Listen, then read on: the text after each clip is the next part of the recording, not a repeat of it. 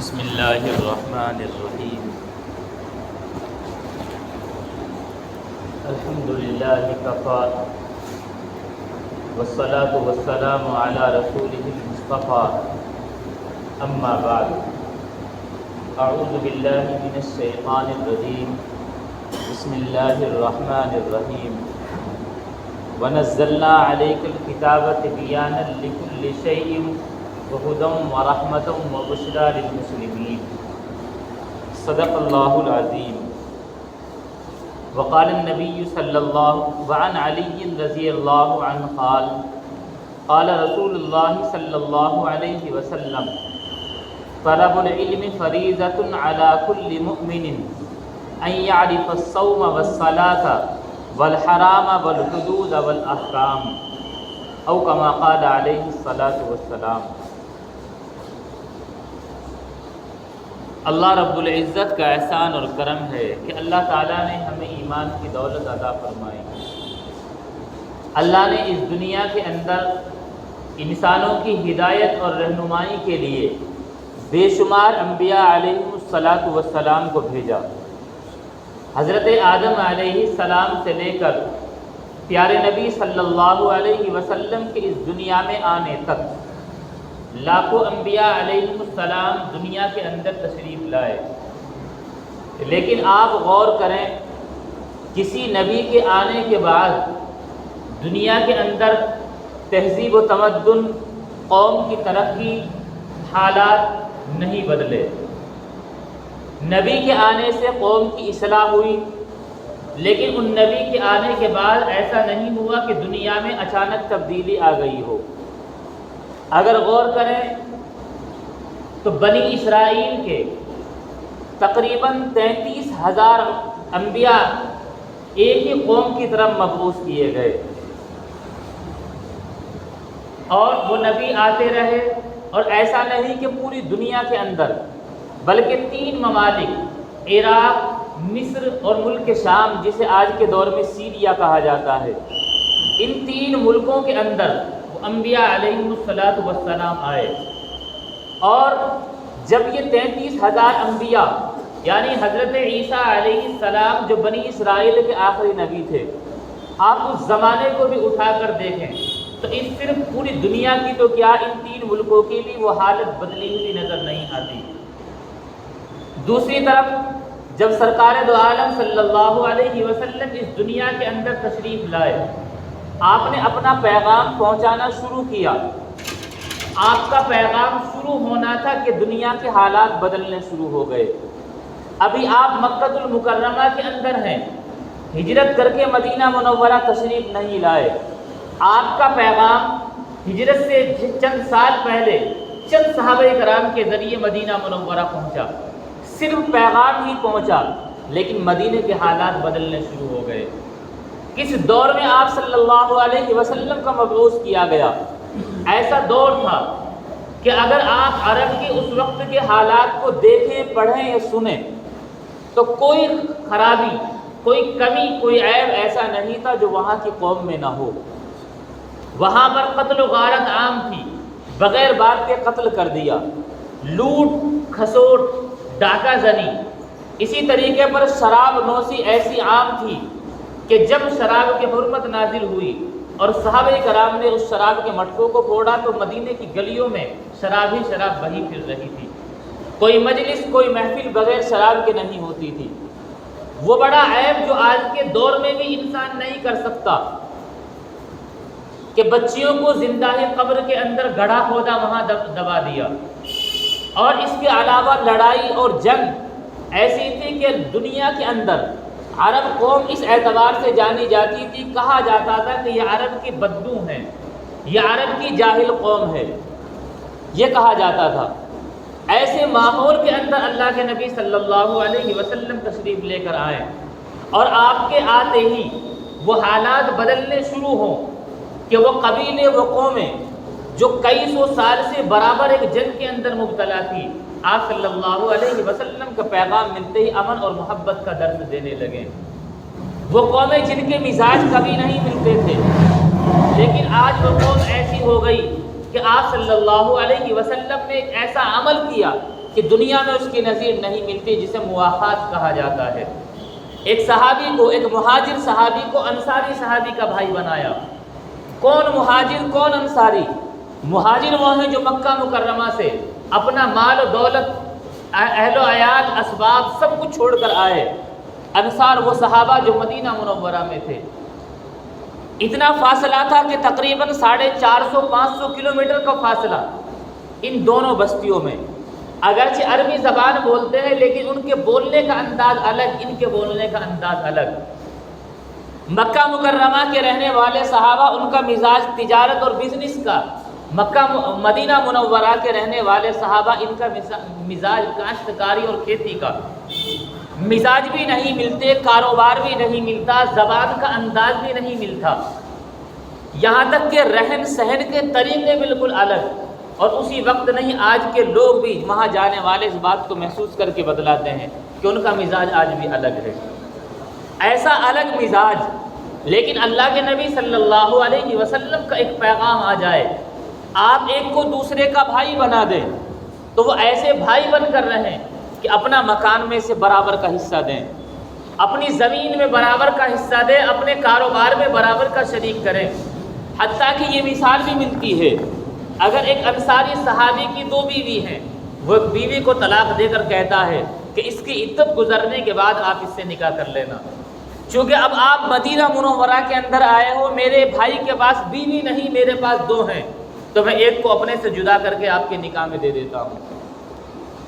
بالآخر ایسا کیا ہوا کہ لاکھوں انبیاء علیہم السلام آئے، جس علاقے میں 33,000 نبی وقفے سے اور ایک وقت میں کئی نبی موجود رہے ہوں، اس علاقے کے حالات نہ بدلے ہوں، لیکن آخری نبی جناب محمد الرسول اللہ صلی اللہ علیہ وسلم کے آتے ہی ایسا ماحول، ایسا مزاج بدل جائے کہ ایک دوسرے کے اوپر جان نچھاور کرنے لگے۔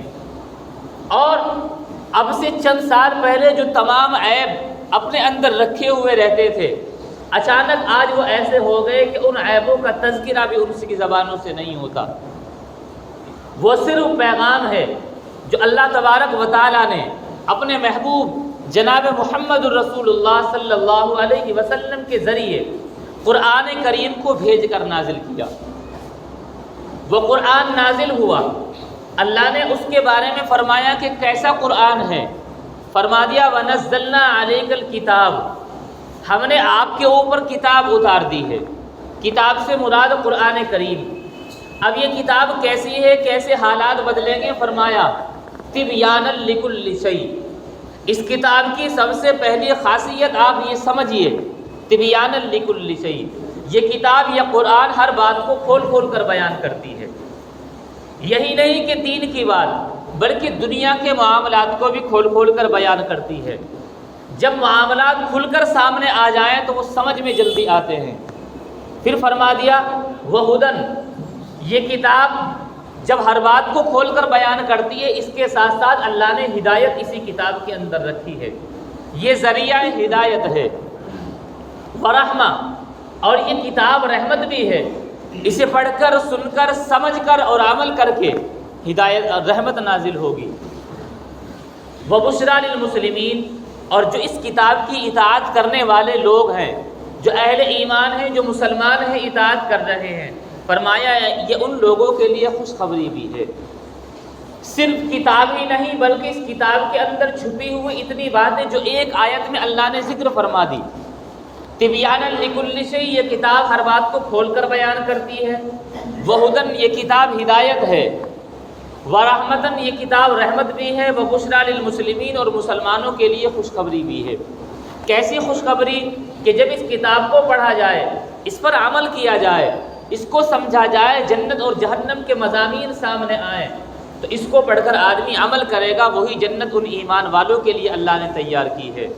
تو خوشخبری حاصل ہوتی ہے کہ اللہ نے ایمان والوں کے لیے کیسی جنت، ایک دو جگہ نہیں، بہت ساری جگہ اللہ تعالیٰ نے فرمایا یدخلہم جنات تجری من تحتها الانہار خالدین فیہا ابدا۔ اللہ تعالیٰ ان ایمان والوں کو ایسے باغوں میں، ایسی جنت میں داخل کریں گے جن کے نیچے سے نہریں جاری ہوں گی، خالدین فیہا، وہ اس میں رہیں گے ہمیشہ، اور ابدا ہمیشہ ہمیشہ ہی رہیں گے کہ لوٹ کر نکل کر نہیں آئیں گے۔ کہیں فرمایا کہ جنت میں ایسی نہریں ہوں گی وَأَنْهَارٌ مِّن لَبَنٍ لَّمْ يَتَغَيَّرْ طَعْمُهُ، دودھ کی نہر ہوں گی کہ جس کا ذائقہ نہیں بدلے گا۔ وَأَنْهَارٌ مِّنْ عَسَلٍ مُّصَفًّى، صاف ستھرے شہد کی نہریں ہوں گی۔ کہیں جنت کی نعمتوں کا ذکر فرما دیا، وَحُورٌ عِينٌ كَأَمْثَالِ اللُّؤْلُؤِ الْمَكْنُونِ، جنت میں لذت کی ہر چیزیں ہوں گی اور حوریں بھی ہوں گی بڑی بڑی آنکھوں والی، کَأَمْثَالِ اللُّؤْلُؤِ الْمَكْنُونِ، جیسا کہ وہ چھپے ہوئے قیمتی موتی رکھے ہوئے ہیں۔ اللہ نے تمام صفتیں سورہ رحمان اور سورہ واقعہ کے اندر تو جنت کی نعمتوں کو کھول کھول کر بیان فرمایا۔ جب اہل ایمان ان کو پڑھے گا اور پتہ چلے گا کہ ایمان کی بدولت یہاں پر داخلہ نصیب ہوگا اور یہ نعمتیں ظاہر ہوں گی تو یقیناً خوشخبری حاصل ہوگی۔ اس ایک آیت کے اندر اللہ تعالیٰ نے سب کچھ بیان فرما دیا۔ جب اس آیت میں اتنا کچھ بیان ہو گیا تو اسی ایک آیت میں اتنا بیان ہو کر اس پورے قرآن کا کیا عالم ہوگا کہ اس قرآن کریم کے نازل ہونے سے دنیا کے اندر تبدیلی آتی ہے، دنیا کی تہذیب، ترقی، تمدن۔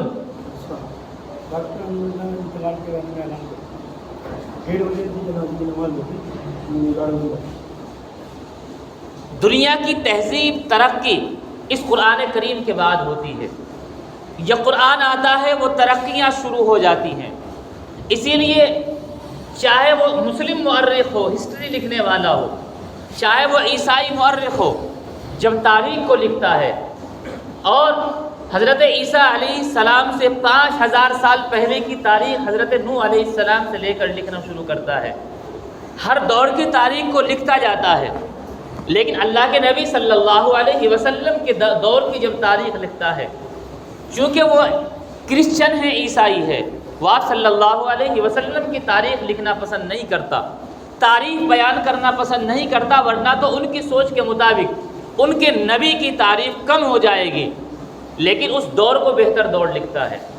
تمام دور کے اندر کتنے امپائرز ہوئے سب کو ذکر کرنے کے بعد کہتا ہے کہ 6 صدی عیسوی حضرت عیسیٰ علیہ السلام کے بعد 550 سال کے بعد کا جو دور شروع ہوتا ہے وہ دنیا کا سب سے بہتر دور ہوتا ہے۔ یہی وہ دور ہے جس میں اللہ کے نبی صلی اللہ علیہ وسلم دنیا میں تشریف لاتے ہیں۔ پھر 600 کے بعد 7ویں صدی شروع ہوتی ہے، آپ صلی اللہ علیہ وسلم نبی بن جاتے ہیں، آپ صلی اللہ علیہ وسلم کے اوپر وحی آنی شروع ہوتی ہے، پیغام دنیا کے سامنے جاتا ہے، وہ اس دور کو اس سے بھی بہتر لکھتا ہے۔ اور یہ دور بہتر کیوں نہ ہو کہ آپ صلی اللہ علیہ وسلم کی آمد سے پہلے لاکھوں سے زیادہ انبیاء دنیا کے اندر آتے ہیں، اپنا پیغام پہنچاتے ہیں، لیکن دنیا کی تہذیب کے اندر وہ فرق نہیں پڑتا کہ آپ صلی اللہ علیہ وسلم کی بعثت سے پوری دنیا کے اندر وہ فرق پڑ جاتا ہے۔ ایسی کیا وجہ تھی کہ آپ صلی اللہ علیہ وسلم کے آنے سے یہ تمام فرق پڑتا ہے دنیا کے اندر؟ آپ غور کیجئے، قرآن کریم کے اندر 6666 آیتیں ہیں اور تقریباً 78000 ورڈز ہیں، الفاظ ہیں۔ اتنے 78000 الفاظ میں، اتنے ورڈز میں اللہ تعالیٰ نے جو سب سے پہلا لفظ اور جو سب سے پہلا ورڈ استعمال کیا وہ ہے اقرا، کہ آپ پڑھیے۔ گویا کہ تعلیم سے اس امت کا آغاز ہوتا ہے، تعلیم کی دعوت دی جاتی ہے کہ اب آپ کی پڑھنے پڑھانے کا کام شروع ہوا۔ اور غور کیجئے، سب سے پہلی وحی آئی، 5 آیتیں نازل ہوئی، ان 5 آیتوں کے اندر اللہ تعالیٰ نے بس تعلیم اور پڑھنے ہی کو ذکر کیا اور بار بار اس کو ریپیٹ کیا، بار بار ذکر کیا، فرمایا اقرأ بسم ربک الذی خلق، کہ آپ پڑھنا شروع کیجئے اپنے اس رب کے نام سے، خلق جس نے پیدا کیا، خلق الانسان من علق، اس نے انسان کو جمے ہوئے خون سے پیدا کیا۔ اقرا کو دوبارہ لوٹایا جاتا ہے، اقرا وربک الاکرم، آپ پڑھیے تو صحیح، پڑھنا شروع کیجئے، وربک الاکرم، آپ کا رب بہت بڑا کریم ہے۔ الذی علم بالقلم، اب تک لفظ استعمال ہوا اقرا، پڑھیے، اب دوسرا لفظ پڑھنے کے لیے استعمال ہوتا ہے، الذی علم بالقلم، جس نے قلم کے ذریعے تعلیم دی، سکھلایا۔ علم الانسان ما لم یعلم، انسان کو وہ تمام باتیں سکھلائی جنہیں وہ نہیں جانتا تھا۔ قرآن کریم کی ان آیتوں میں پڑھنا اور تعلیم، علم دینا، علم سکھانا، اس کی تعلیم دی گئی۔ گویا کہ امت کا آغاز ہو رہا ہے۔ قرآن کریم کی پہلی وحی آتی ہے کہ اس کے بعد 30 سال تک وحی کا دور مسلسل رہتا ہے۔ پہلی وحی جب شروع ہوتی ہے تو اس کا آغاز پڑھنے سے ہوتا ہے۔ اس سے سمجھ میں آتا ہے امت کی آج بنیاد رکھی جا رہی ہے، یہ پیغام امت کا شروع ہوگا۔ امت اگر کامیابی پر پہنچے گی تو پہلی وحی کو سمجھ کر اس پر عمل کر کے آگے پہنچے گی، اور وہ پہلی وحی جس میں تعلیم کو بتلایا گیا۔ الذی علم بالقلم، کہ جس نے قلم کے ذریعے لکھنا سکھایا۔ ضروری نہیں قلم ہی ہو، دور بدلتا ہے۔ ایک وقت تھا جہاں پر حصے قلم استعمال زیادہ ہوتا تھا، جیسے آج بھی یہ جیب پر لگا ہوا ہے، لیکن دور کے بدلنے کے ساتھ ایک ایسی چیز آئی جو قلم کا دوسرا کام کرتی ہے۔ کمپیوٹر رائٹر کرتے ہیں، کمپیوٹر سے لکھا جاتا ہے، پرنٹ آؤٹ ہوتا ہے، وہ بھی قلم ہی سے لکھنا شمار ہوتا ہے، چونکہ پرنٹ ہونے کے بعد وہ قلم ہی کی تحریر شمار ہوتی ہے۔ انسان ٹیکسٹ میسیج لکھتا ہے، چاہے وہ گروپ کے اندر کسی بھی طرح کا لکھے، وہ بھی قلم میں شمار ہوتا ہے، چونکہ وہ لکھ کر بھیج رہا ہے۔ یہی وجہ ہے زبان سے کوئی بات کہی جائے اس کا بھی وہی حکم ہے، لکھ کر کوئی بات کہی جائے اس کا بھی وہی حکم ہے، چونکہ لکھنے کے متعلق، پڑھنے کے متعلق چاہے لکھا ہوا پڑھا جائے اس کو عموماً اقرا اور قراءت سے تعبیر کیا جاتا ہے، اور لکھنے کو صاف لفظوں میں کہہ دیا ہے الذی علم بالقلم، جس نے قلم کے ذریعے تعلیم دی۔ گویا کہ آپ صلی اللہ علیہ وسلم کی دنیا میں آنے کے بعد ایک ایسی چیز دی گئی جس سے تبدیلی ہر طرح ممکن تھی، وہ تھی تعلیم۔ دنیا کے اندر جس قوم نے ترقی کی، کوئی نہیں دکھا سکتا کہ بغیر تعلیم کے ترقی کی ہو، اور آج اگر ہم اپنے آپ کو دیکھیں تو ہم تعلیم کے میدان میں اتنا پیچھے ہیں کہ رپورٹ آتی ہے، پتہ چلتا ہے کہ مسلمانوں میں 2-2.5% لوگ ہی پڑھے ہوئے ہوتے ہیں، باقی یہ جو 97, 97.5, 98% لوگ ہیں، ان کو رپورٹ کہتی ہے، سرکاری رپورٹ کی ان پڑھ لوگ ہیں۔ ایسی کیا وجہ ہے کہ جس قوم کو پڑھنے کے لیے، جس قوم کا آغاز اقرا سے ہوتا ہے، وہی قوم دنیا کے اندر بڑی ان پڑھ کہلاتی ہے، صرف 2-2.5% لوگ پڑھے ہوئے ہوتے ہیں۔ یہ افسوس کی بات ہے ہم سب کے لیے۔ پھر آگے چلنے کے بعد لوگوں کا مزاج ڈائیورٹ ہوتا ہے، کچھ لوگ تو اس طرف جاتے ہیں کہ اگر دنیاوی تعلیم کے اندر چلے گئے بس ہمیں 1 نمبر پر اسی کو رکھنا ہے۔ کچھ لوگ جاتے ہیں کہ ہمیں صرف اور صرف دین کی تعلیم حاصل کرنی ہے، دنیاوی تعلیم کو حرام سمجھتے ہیں۔ لیکن اگر دین کی صحیح تعلیم اور بیسکلی معلومات حاصل ہو، پتہ چلتا ہے کہ دونوں چیزوں کو ساتھ لے کر چلے گا تو آگے فائدہ ہوگا۔ ہاں اتنا ہے کہ ترتیب کے اعتبار سے دینی تعلیم کو آگے رکھا جائے، چونکہ اس کے اندر اس کے عقائد، اس کے احکام، اس کی عبادتیں ہیں، اس کی آخرت اسی کے اندر پوشیدہ ہے، لیکن ساتھ دونوں کو لے کر چلنا پڑے گا۔ قرآنی آیت آپ پڑھتے ہیں، ہر دعا کے اندر پڑھتے ہیں، نماز کے اندر بھی اس دعا کو پڑھا جاتا ہے، ہاتھ اٹھا کر دعا کی جاتی ہے ربنا آتنا فی الدنیا حسنہ، اے ہمارے رب ہمیں دنیا کے اندر بھی بھلائی عطا فرما، وفی الآخرۃ حسنہ، آخرت کی بھلائی بھی نصیب فرما۔ دنیا کی بھی بھلائی مانگی جا رہی ہے، آخرت کی بھی بھلائی مانگی جا رہی ہے۔ تعلیم اور علم سے بڑھ کر کون سی بھلائی انسان کے لیے ہو سکتی ہے؟ جس آدمی کے پاس علم ہو، تعلیم ہو، اس کے پاس سب سے زیادہ بھلائیاں آ جاتی ہیں۔ تعلیم ایسی چیز ہے کہ ساری بھلائیاں اپنے اندر سمیٹ کر چلتی ہے۔ انسان دعا کے اندر حسنہ مانگ رہا ہے، پہلے دنیا کے لیے مانگ رہا ہے، اسی کے ساتھ آخرت کی حسنہ، آخرت کی بھلائی مانگ رہا ہے۔ لیکن جب تعلیم کی بات آتی ہے، تمام حسنہ میں جو سب سے بہتر حسنہ ہوتی ہے اسی کو چھوڑ کر بیٹھ جاتے ہیں۔ نہ دینی تعلیم ہوتی ہے، نہ دنیاوی تعلیم ہوتی ہے۔ اس لیے ہمیں چاہیے ہم تعلیم کو اپنی زندگی کا لازمی جز بنائیں۔ جب ایک انسان بیمار ہوتا ہے اور بہت زیادہ بیمار ہوتا ہے، یہاں تک کہ سانس کی دقت ہو جاتی ہے، اسے آکسیجن دیا جاتا ہے۔ انسان کی زندگی میں تعلیم آکسیجن کی حیثیت رکھتی ہے۔ بغیر آکسیجن کے بھی وہ بیمار زندہ رہ سکتا ہے، لیکن وہ مردوں کی حالت میں رہتا ہے۔ اسی طرح بغیر تعلیم کے بھی انسان رہتا تو ہے، لیکن اس کی حیثیت مردوں کی طرح ہوتی ہے۔ اس لیے تعلیم دینی ہو یا دنیاوی ہو، ہمیں حاصل کرنی ہے، اپنی نسلوں کو بالکل صحیح تعلیم دینی ہے۔ لیکن تعلیم کے لیے صحیح انتظام یہ ماں باپ کی ذمہ داری ہوتی ہے۔ چونکہ ابھی وہ بچہ ہے، وہ یہ فیصلہ نہیں کر سکتا کہ کون سے ادارے میں پڑھنا چاہیے، کون سے ادارے میں نہیں پڑھنا چاہیے، کون سی بکس مجھے ریڈ کرنی چاہیے، کون سی نہیں کرنی چاہیے، کس سے فائدہ ہوگا، کس سے نقصان ہوگا۔ یہ زیادہ دھیان ماں باپ کو دینا چاہیے۔ کبھی ایسا ہوتا ہے کہ ایسے اداروں میں ماں باپ ڈال دیتے ہیں کہ اس کا غلط بچوں پر، بچوں کی زندگیوں پر پڑتا ہے۔ یہاں رک کر ایک بات ذکر کرنا چاہتا ہوں۔ ہمارے ماحول میں ہمارے ادارے تو نہ کے درجے میں ملتے ہیں، مسلم ادارے مل جائیں تو بڑی عجیب سی بات لگتی ہے، سب ادارے غیروں کے ہیں، لیکن آپ ان کے نام دیکھیے۔ ایک بات ہوتی ہے کہ بچے کا نام بہتر رکھنے کو کہا گیا کہ اپنے بچوں کے بہتر نام رکھو، چونکہ ناموں کا بھی بچوں کی ذات پر اثر پڑتا ہے، جیسا نام ہوگا ایسا ذات پر اثر پڑتا ہے۔ ہم اپنے بچوں کو جب اسکول میں لے کر جاتے ہیں، اسکول کا نام پتہ چلتا ہے ماتا ویشنو دیوی، آپ نے پہلے ہی ایک شرکی یا نام اسکول کا لیا۔ میں مخالفت نہیں کر رہا ہوں، لیکن یہ سوچنے کی بات ہے۔ ایک اسکول کا نام ملتا ہے سائیں سنسکار۔ آپ تو مسلمان ہیں، آپ کو سائیں سنسکار چاہیے کہ محمد رسول اللہ صلی اللہ علیہ وسلم کے سنسکار چاہیے؟ ایک نہیں، ایسے بے شمار، اور اس طرح کے اور بھی بہت سارے نام۔ ہندو بالکل شرکی یا نام ہوتا ہے۔ اس سے آگے چل کر جب اسکول کا نام ہوتا ہے، اسکول اپنا ایک لوگو بھی تیار کرتا ہے جو اسکول کی ایک پہچان ہوتی ہے۔ اسکول کا لوگو ظاہر سی بات ہے جیب کا اوپر ہوتا ہے۔ ایسے کتنے اسکول ہیں جن کے لوگوں میں ہندوؤں کی جو دیوی دیوتا یہ مانتے ہیں، جو کہ ہمارے اعتبار سے بالکل شرکی، وہ لوگوں میں بنی رہتی ہے۔ وہ لوگو ہمارے بچے کی جیب پر ہوتا ہے، وہ جیب دل کے اوپر ہوتی ہے۔ دل کے قریب جو چیز ہوتی ہے، زیادہ نہ صحیح کم ہی ہو، لیکن اثر ضرور چھوڑ کر چلتی ہے۔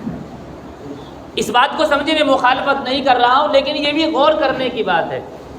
نام ایسا کہ اس کا بھی اثر پڑ سکتا ہے، تصویریں وہ ایسی اس کا بھی دل کے قریب رہنے کی وجہ سے اثر پڑ سکتا ہے۔ ہم نے تعلیم دی، اچھی باتیں دینی چاہیے، لیکن کیسے اداروں کا انتخاب کیا یہ سوچنے کی بات ہے۔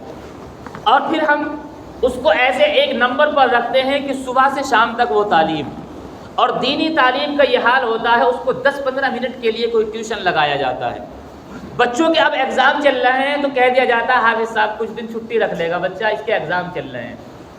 کیا دینی تعلیم ایسی ہو گئی کہ 24 گھنٹے میں اس کے لیے 10-15 منٹ نکلیں، اور وہ بھی کبھی کبھی ایسا ہو جائے ہفتہ 10 دن 15 دن کے لیے چھٹی دے دی جائے؟ ایسا نہیں ہے۔ ہمیں دونوں تعلیم رکھنی ہے، لیکن ایک نمبر پر قرآن اور حدیث کی تعلیم کو رکھنا ہے۔ یہی تو ہمارا ایمان ہے۔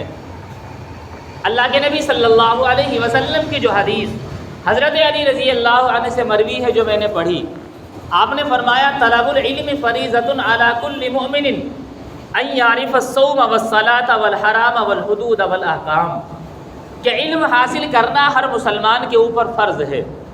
کتنا فرض ہے؟ ان یعرف الصوم والصلاۃ، کہ وہ نماز کو پہچان لے، روزے کو پہچان لے، والحرام، وہ حرام حلال کی پہچان کر لے، والحدود، شرعی حدود کی پہچان کر لے کہ شریعت نے کہاں تک ہماری حدود رکھی ہیں کہ جن سے آگے جانا جائز نہیں ہے، والاحکام، شریعت کے احکام کو پہچان لے۔